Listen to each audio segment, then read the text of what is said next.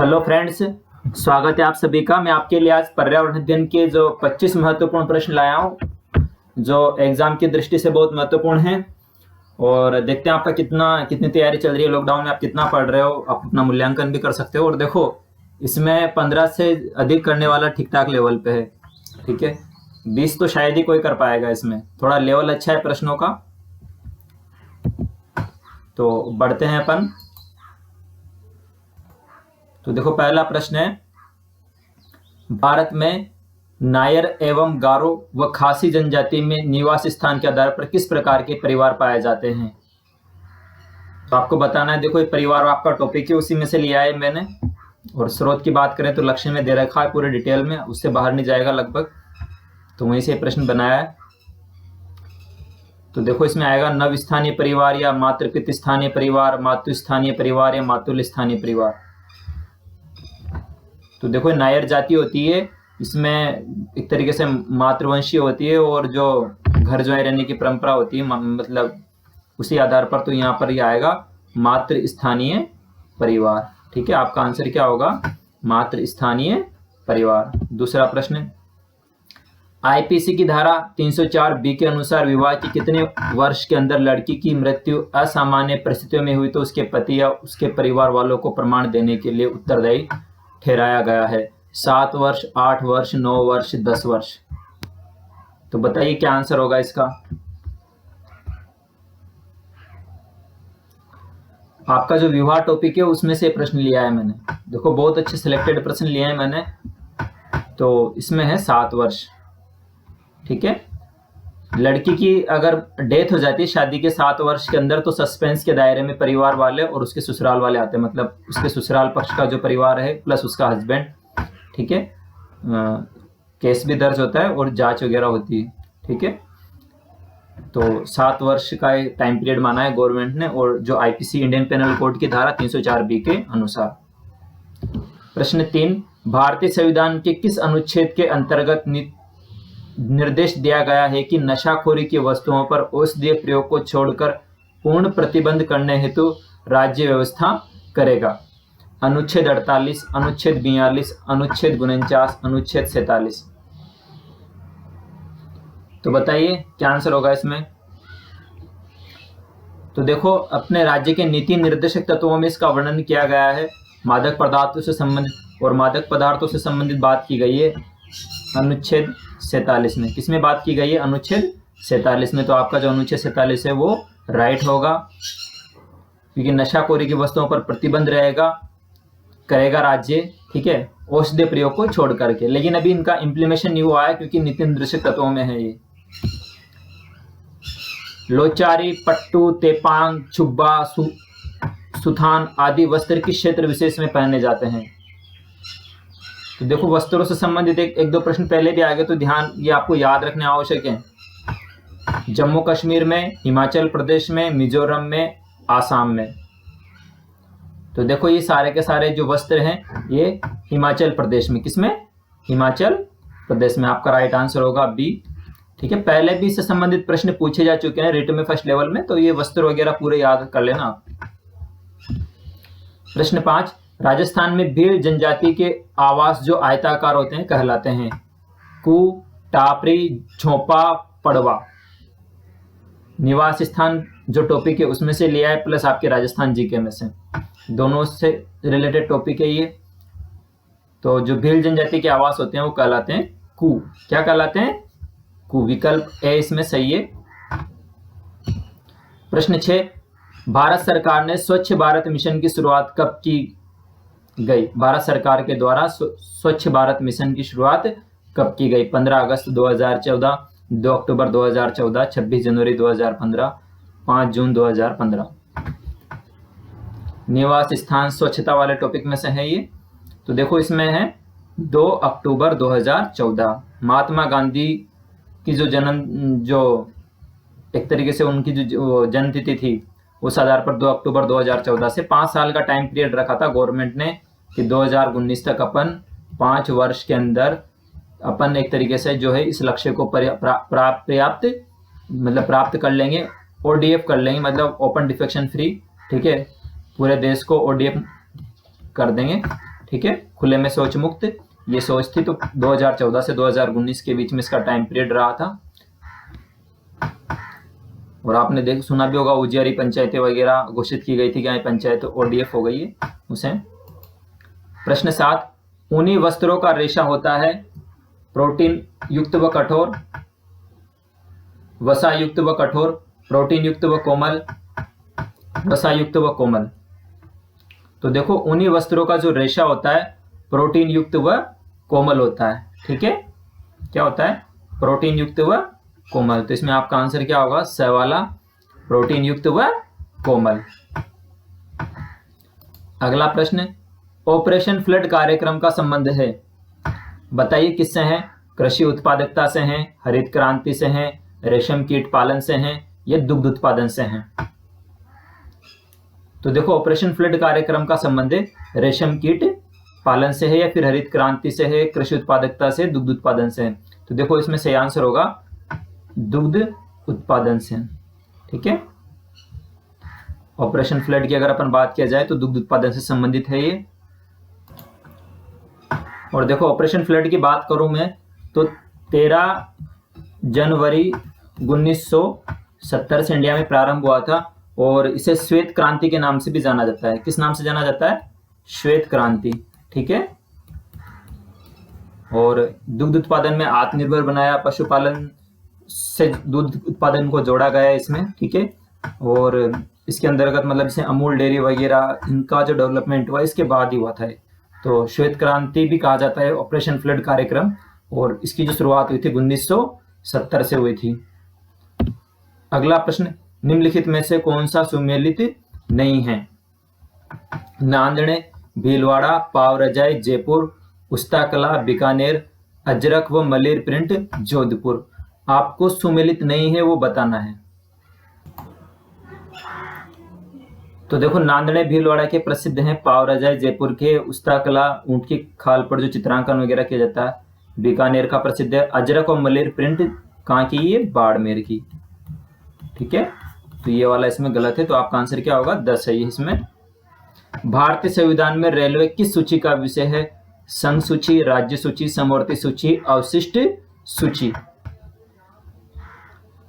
तो देखो भारतीय संविधान में 3 प्रकार की सूचियां, संघ सूची, राज्य सूची और समवर्ती सूची का वर्णन किया गया है, और जो इनमें नहीं आता वो अवशिष्ट सूची में आता है। तो बताइए रेलवे किस सूची का विषय है?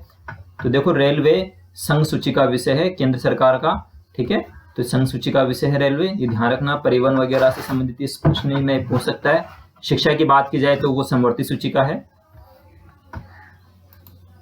राज्य उपभोक्ता आयोग का अध्यक्ष कौन होता है? मुख्यमंत्री, उच्च न्यायालय का वर्तमान या सेवानिवृत्त न्यायाधीश, राज्यपाल, राज्यपाल द्वारा मनोनीत आर्थिक सलाहकार। तो देखो जो राज्य उपभोक्ता आयोग का अध्यक्ष होता है वह उच्च न्यायालय का वर्तमान या सेवानिवृत्त न्यायाधीश होता है। ठीक है, तो इसमें बी वाला ऑप्शन है वो सही होता है। राजस्थान के रेगिस्तानी इलाकों में वर्षा जल को संरक्षण, ठीक है, यहां पर संरक्षण है, संरक्षण करना है तो निर्मित की जाने वाली संरचनाएं, वर्षा जल को वो एकत्रित करने के लिए। ठीक है, कहां पर? घरों में, है ना।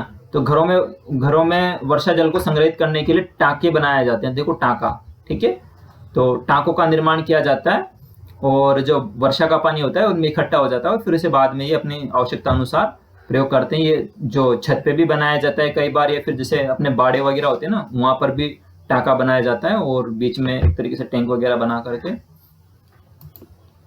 अगला प्रश्न, पंचायती राज संस्थाओं की वित्तीय स्थिति सुदृढ़ करने एवं पर्याप्त मात्रा में वित्तीय संसाधन उपलब्ध कराने हेतु हर 5 वर्ष वित्त आयोग का गठन किसके द्वारा किया जाता है? राज्यपाल द्वारा, मुख्यमंत्री द्वारा, बिना आयोग द्वारा, केंद्र सरकार द्वारा। तो बताइए इसमें क्या आएगा? तो देखो वित्त आयोग का गठन है वो किया जाता है राज्यपाल के द्वारा। ठीक है, राज्यपाल के द्वारा वित्त आयोग का गठन किया जाता है। तो आपका जो है ए ऑप्शन है वो बिल्कुल सही है। अगला प्रश्न, राजस्थान में एक ग्राम सभा होती है ग्राम पंचायत के निर्वाचित सदस्यों से, ग्राम पंचायत की कार्यकारी समिति से, ग्राम पंचायत सर्किल में आने वाले गांव के पंजीकृत मतदाताओं से, ग्राम पंचायत सर्किल में आने वाले गांव के सभी निवासियों से। तो देखो ग्राम सभा किससे बनती है ये आपको बताना है। तो देखो ग्राम सभा बनती है ग्राम पंचायत सर्किल में आने वाले गांव के पंजीकृत मतदाताओं से, जिनका भी वोटर लिस्ट में नाम है, 18 वर्ष से जो बड़े हैं, ठीक है, मतदाता सूची में पंजीकृत हैं, वो सभी मिलकर के ग्राम सभा का निर्माण करते हैं। उस पंचायत में 10 गांव हो या 5 गांव, सभी गांवों के मतदाता।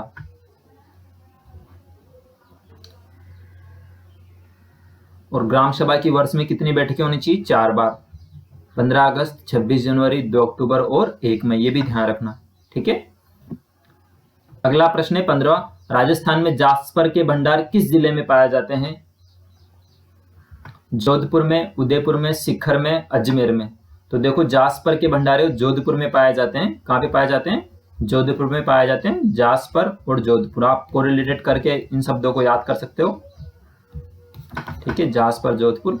तो आपका ए ऑप्शन है वो बिल्कुल सही है। इसमें निम्न में से स्थिर ऊर्जा से गतिज ऊर्जा में रूपांतरण का उदाहरण है? धनुष से तीर छोड़ना, कोयले से पानी गर्म करना, दूध से मक्खन निकालना, ठीक है, विद्युत मोटर का चलना।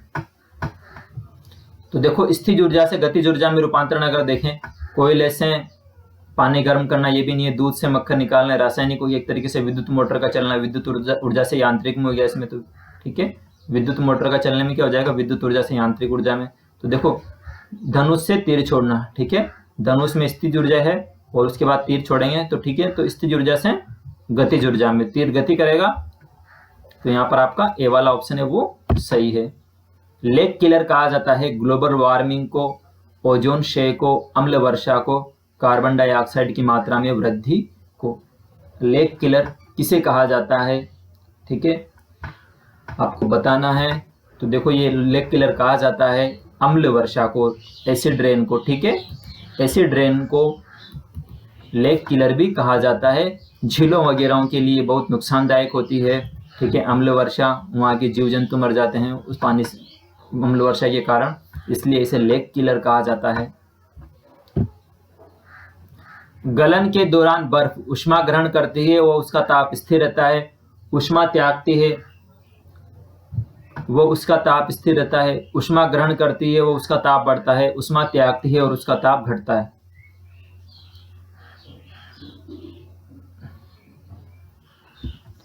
तो देखो पिघलने के दौरान ऊष्मा ग्रहण करती है, वो उसका ताप स्थिर रहता है। ऊष्मा तो ग्रहण करे लेकिन उसका जो टेम्परेचर है वो स्थिर रहेगा, क्योंकि जहां तक बर्फ पिघलेगा नहीं वहां तक गर्म नहीं होगा। तो पिघल रहा है तो पिघलने के दौरान टेम्परेचर तो स्थिर रहेगा, हाँ, लेकिन वो ऊष्मा ग्रहण कर रही है, ठीक है। तो ए ऑप्शन इसमें सही है। राजस्थान में वादरा कृषि का एक प्रकार है स्थानांतरित कृषि, शुष्क कृषि, आर्द्र एवं शुष्क कृषि, प्रवर्तीय कृषि, ठीक है। तो वादरा कृषि का आपको रूप जो प्रकार बताना है। तो देखो राजस्थान में क्या होता है, जो आदिवासी जनजातियां वगैरह है ये कुछ स्थान पर खेती करते हैं, फिर उसके बाद अगले स्थान पर खेती करते हैं, पेड़ पौधे जला करके तैयार कर लेते हैं खेत। तो वो वाली कृषि स्थानांतरित कृषि कहलाती है, क्योंकि ये जगह बदल बदल करके कृषि करते हैं। तो क्या आएगा? स्थानांतरित कृषि। नागफनी के टस में प्रकाश संश्लेषण होता है, तने में, पत्तियों में, फूल में, कांटों में। तो आपको बताना है किस में होता है इसमें प्रकाश संश्लेषण। तो देखो नागफनी अपने राजस्थान का पौधा एक तरीके से मरुस्थल क्षेत्र का, तो आपको पता होना चाहिए। तो देखो तने में होता है, किस में होता है? तने में होता है, ध्यान रखना। किसी तरल पदार्थ का वह गुण जो उसके विभिन्न भागों में अपेक्षित गति का विरोध करने की प्रवृत्ति दशाएं कहलाता है शांता, विसरण, प्रत्यास्थता, संपीड्यता। तो देखो इसमें जो पदार्थों का गुण जो अपेक्षित गति का विरोध करता है वो कहलाती है शांता, ठीक है। जैसे आपने देखा होगा शहद वगैरह में शांता, विस्कोसिटी, ठीक है। अगर इसमें अगर इंग्लिश में बात करें तो इसको विस्कोसिटी कहा जाता है, ठीक है, विस्कोसिटी कहा जाता है इसे। और इसमें जैसे देखो आपने शहद वगैरह देखी तो धीरे धीरे वो फैलती है, ठीक है, मतलब उसके जो विरोध कर रही है वो गति का। ठीक है, जैसे आप शहद का डिब्बा अगर टेढ़ा भी हो जाए तो उसमें से शहद जल्दी बाहर नहीं आएगा, धीरे धीरे रिश्ता हुआ आएगा। और अगर आप दूध की देखो तो दूध का डिब्बा टेढ़ा होते धुल जाएगा, एकदम से बाहर निकल जाएगा दूध में। तो देखो वहां पर जिसमें शांता होती है, एक तरीके से जो शांता किसमें ज्यादा होती है, शहद में ज्यादा होती है और उसमें दूध में कम होती है। अगला प्रश्न, कुर्जा प्रवासी पक्षी है तो राजस्थान में जोधपुर जिले का कौन सा गांव प्रसिद्ध है। ठीक है, तो आपको बताना है कौन सा गांव प्रसिद्ध है जोधपुर का। खेजड़ली, खीचन, मंडोर, बाप। देखो जोधपुर का खीचन गांव प्रसिद्ध है। कौन सा? खीचन। खेजड़ली अमृता देवी तो प्रसिद्ध है। ठीक है, अमृता देवी जो विष्णु थी उन्होंने बलिदान किया था। मंडोर, ठीक है, ये 33 करोड़ देवी देवताओं की साल है। बाग सौर ऊर्जा संयंत्र है। तो आपका क्या आंसर है इसमें? ब, खीचन। ठीक है,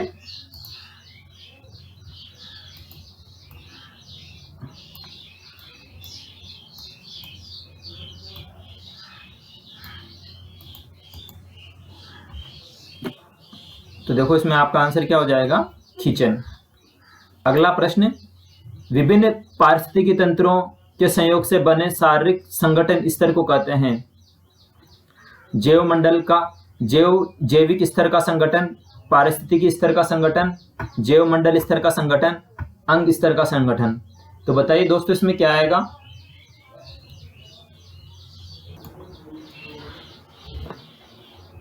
तो देखो इसमें सही आंसर होगा जो आपका जैव मंडल स्तर का संगठन। ठीक है, इससे वाला ऑप्शन इसमें सही होगा। निम्नलिखित में से कौन सा वायरस जनित रोग नहीं है? आंत्रशोथ, पोलियो, ठीक है, डेंगू, अम्योबाइसिस। आपको बताना है कौन सा वायरस जनित रोग नहीं है। तो देखो इसमें जो ऊपर के तीनों हैं वो वायरस जनित हैं और जो लास्ट वाला है ये प्रोटोजोआ जनित है। ठीक है, तो ये आएगा आपके सिलेबस में, चारों रोग दे रखे हैं और ये आपको अच्छे से याद होने चाहिए। प्रश्न 25, निम्नलिखित खाद्य श्रृंखला में संभावित लिंक ए को पहचाने। पादप, कीट, मेंढक, फिर यहाँ पर ए बाज, तोता, कोबरा, खरगोश, बाघ। यहाँ पर क्या आएगा? ठीक है, आपको बताना है खाद्य श्रृंखला में। तो देखो पादप को कीट खाते हैं, कीट को मेंढक, मेंढक को कोबरा, ठीक है, कोबरे को बाज। तो यहाँ पर आपका बा आंसर सही रहेगा।